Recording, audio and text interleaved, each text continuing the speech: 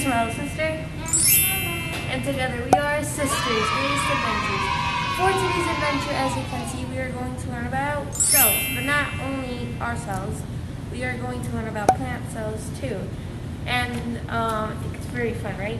Yeah. We need to learn more because I'm not good at science. So let's get started, okay, sister? Let's go. All right.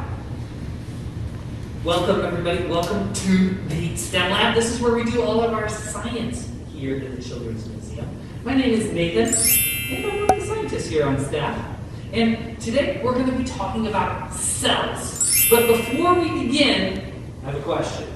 Who here is alive? Are you alive? Are you alive?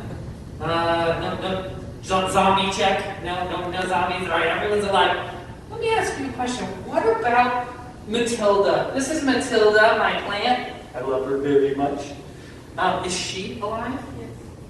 What do you think? You're like, yes? Okay, good. What about a rock? Is a rock alive? Why not? Well, could it be? It depends on the material, yes. Well, let's find out. The answer really is right here, cells. All living things are made of cells. This means that you, dogs, cats, sharks, trees, grass, anything that's alive, birds, they're all made of cells. And there are two kinds, plant cells, like Matilda, and animal cells, that's like you. You guys are the animals, right? And anything that's alive is made of cells. Actually, right up here on the ceiling here, these aren't pictures of cells. These are onion cells that are up on our ceiling. They're plant cells. Rocks are not made of cells, so they're not alive. Have to be made of cells to be alive. Now, what we're going to do today is we are going to build our very own cell out of clay. And you get to take it home with you today. And take it home. Alright, so what we're going to do today is we're going to be building them out of these little kits. Now, you have two choices, plant cell or animal cell. You get to decide which one that you want to build. We're going to start by building an animal cell, and then if you decide you want to switch to plant later, I'll let you know when. Are you ready? Alright, let's begin. Open up your bags. Take out that little piece of paper that's in there and open it up to a big square and put it on your table in front of you. Our clay is very messy and difficult to clean up, so please keep your clay either in your hand or on the paper, but not on the blue part of the table. Got it?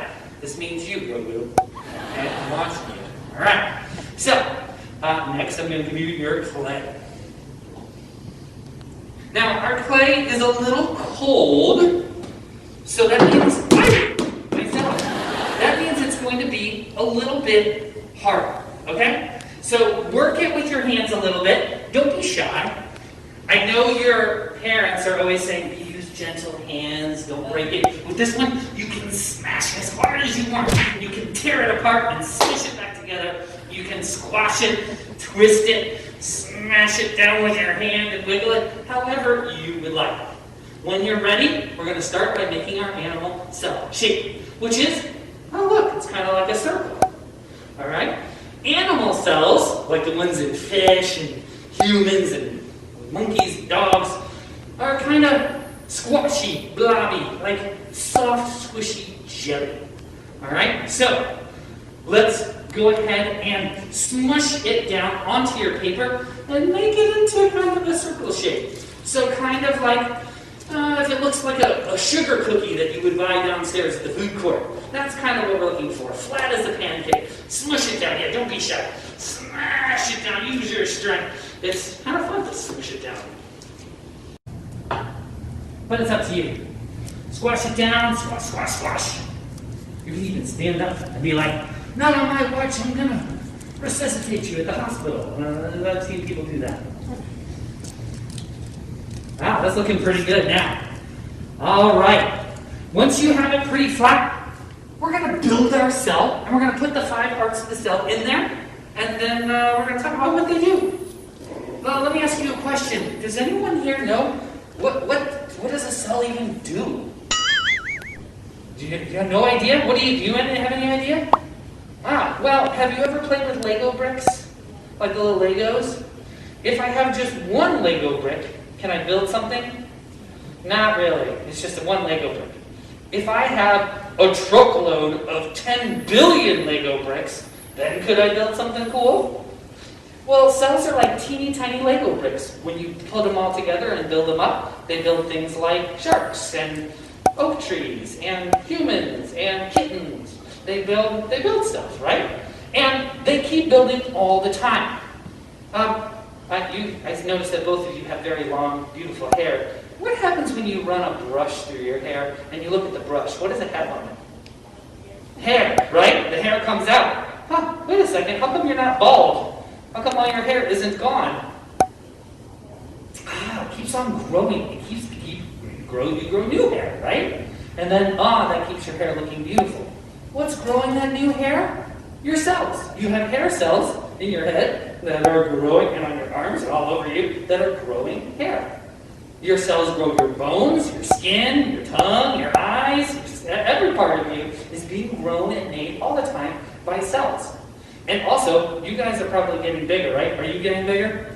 Yeah, right? I'm getting bigger this way, right? But most kids are getting bigger this way. Well, that's because the cells are working to make you bigger. They're creating more bone so that your bone gets bigger and bigger.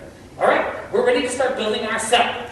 First, for our factory, our cell is really a factory that's making stuff for you, hair, skin, all that, bones, all that stuff. We need a boss for the cell. So we're going to start with our wagon wheel pasta. That's the circle. And it's going to go right in the middle of our cell. Yeah, that's right. That's the one. Squish it down into the clay really firmly all the way. Don't forget, push it down into the clay, all the way down. The nucleus, that's our boss. That's the brain of the cell. It has the DNA code inside that tells the cell what to do. Is my hair the same as your hair? That's because your DNA code for your hair is different than mine. It's telling you to make yours nice and long and black, and I'm just hoping that it makes any hair at all for me at this point, right? So the DNA code is stored inside the nucleus, and so it basically tells the cell what to make. If it's a skin cell, it'll have some skin DNA. If it's a bone cell, it'll have your bone DNA. All right, after we've got our boss in there, we need our conveyor belts. The stuff that makes the proteins move around. How do we get stuff from place to place inside the cell? Well, we use there's a huge couple of words, our endoplasmic reticulum. Or we just call it ER for short. All right, that might be easier, right? So go ahead and get out those little curly sea macaroni pastas. And go ahead and stick them down right next to your nucleus. They're kind of attached here.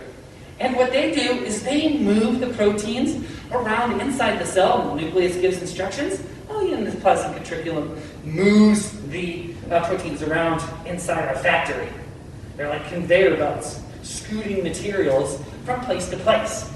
Go ahead and squish them down. Make sure when you squish them down, you squish it all the way down so that if you turn your cell upside down, it won't fall out. Good? There are going to be those little rainbow sprinkles in there. Go ahead and reach into your bag. You can use your pinching fingers. Grab out some rainbow sprinkles, and they are all over the cell. Here, and here. So go ahead and sprinkle them wherever you like inside your cell. They kind of float around free in there. And the ribosomes build stuff that builds you. They build the proteins that make your skin and your bones and your hair and all the rest of you. There are quite a few workers inside. Great. Once you get some ribosomes in place, we only have two things left. Now we need our packing and shipping department, our post office, our UPS, our FedEx of our cell.